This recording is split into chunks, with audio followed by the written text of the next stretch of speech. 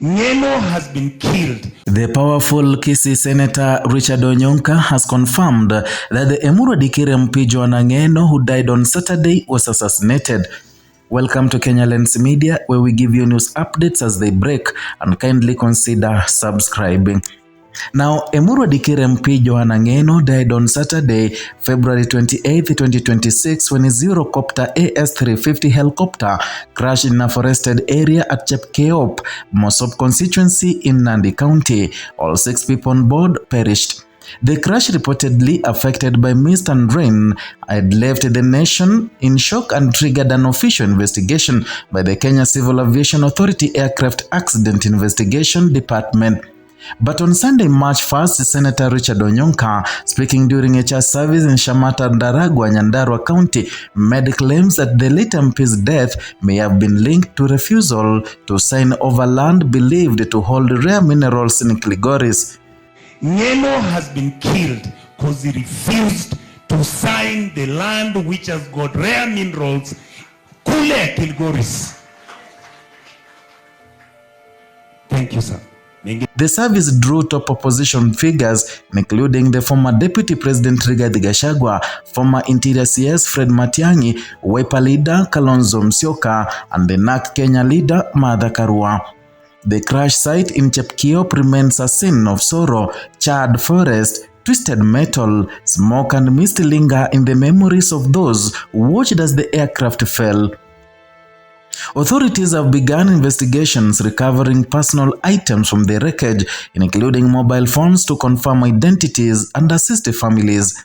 Ngeno's remains, along with those of the other 5 victims, were transported under police escort from Eldoret to Jomo Kenyatta International Airport, where then they were led to live in a home in Nairobi for preservation as burial arrangements proceed.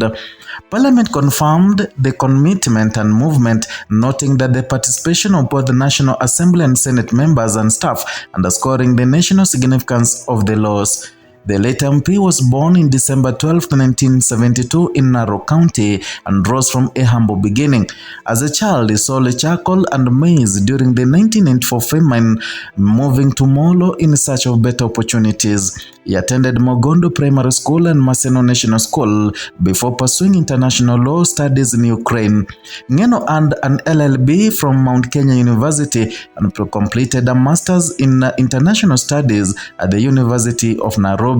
In September 2025, he qualified as an advocate of the High Court, and before his political career, he served as a director at the Agricultural Development Corporation between 2008 to 2012. Voters first elected him as an MP for Emurwa Dikirr in 2013. He was re-elected in 2017 and again in 2022, demonstrating a strong support from his constituency. During his tenure, he served on key parliamentary committees, including Justice and Legal Affairs, Public Investment and NGCDF, while chairing the Housing, Urban Planning and Public Works Committee at the time of his death. Amid national mourning, Senator Richard Onyonka added a layer of controversy to events surrounding Ngeno's death. Speaking at a church service, Onyonka suggested that the MP may have been targeted because he refused to sign over land in Kilgoris believed to contain rare minerals. The senator acknowledged he had no direct evidence but framed the claim as a warning about the risks some politicians face. He reflected on the dangers inherent in public service, stating that those in leadership must sometimes anticipate life-threatening situations. The service itself drew prominent opposition figures, emphasizing Ngeno's political influence and the national attention his death has drawn. Former Deputy President Rigathi Gachagua was present, and along with the former Interior CS Fred Matiang'i, Wiper leader Kalonzo Musyoka and NARC Kenya leader Martha Karua. The helicopter crash, investigators say, occurred during a flight from Endebess to Mosoriot. Weather conditions at the time included mist and rainfall, reducing visibility and potentially contributing to the crash. Police and aviation authorities have recovered items from the wreckage, helping to identify the victims and preserve the evidence.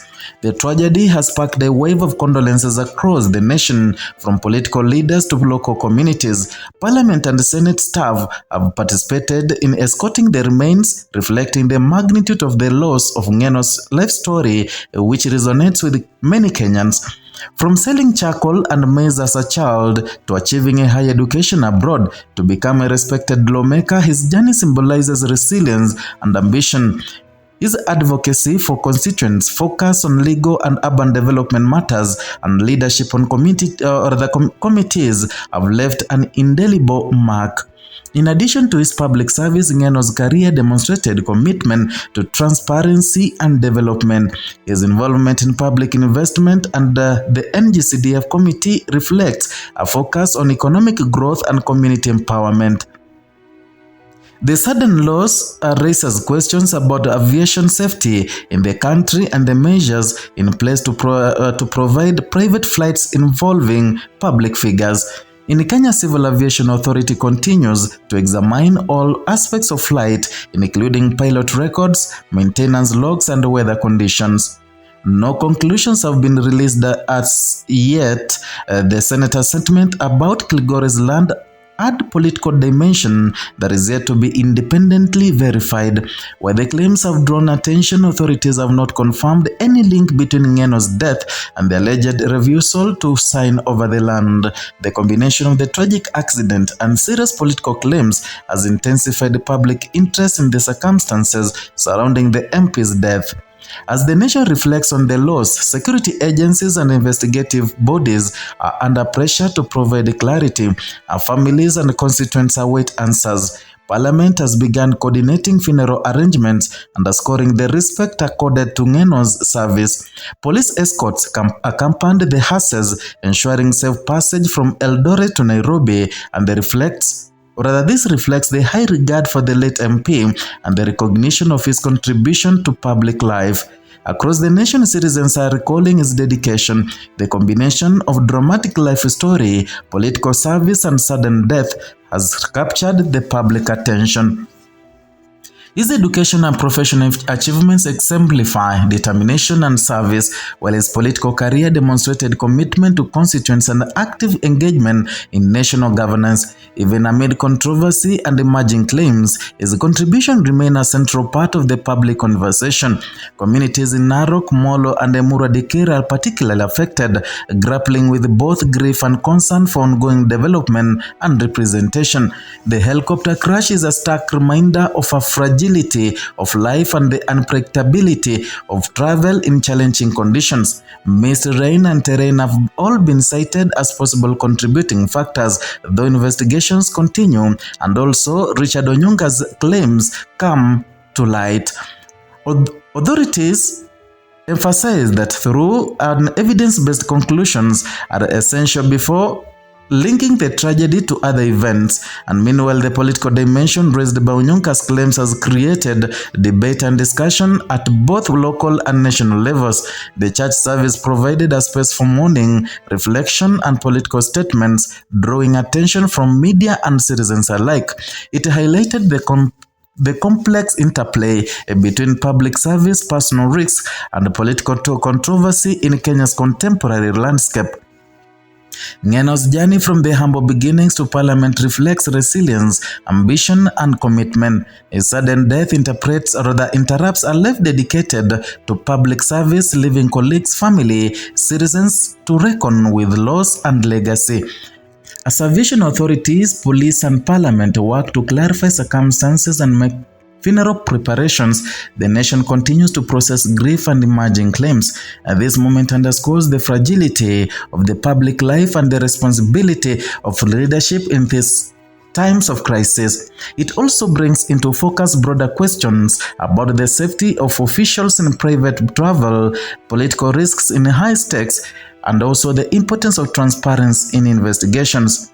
The coming days will determine how both the tragedy and the political claims surrounding it are addressed. For now, the country mourns a respected MP. It reflects on the challenges of political service, the unpredictability of life, and also responsibility of institutions to provide clarity and justice. The life and death of Johanna reminds citizens of both the human cost of public service and the importance of measured evidence-based discussion in times of crisis. Johanna's journey from humble beginnings to national service ended abruptly in Nandi Forest, leaving a nation in mourning and a legacy that will endure beyond the headlines, beyond politics, and also beyond the tragedy.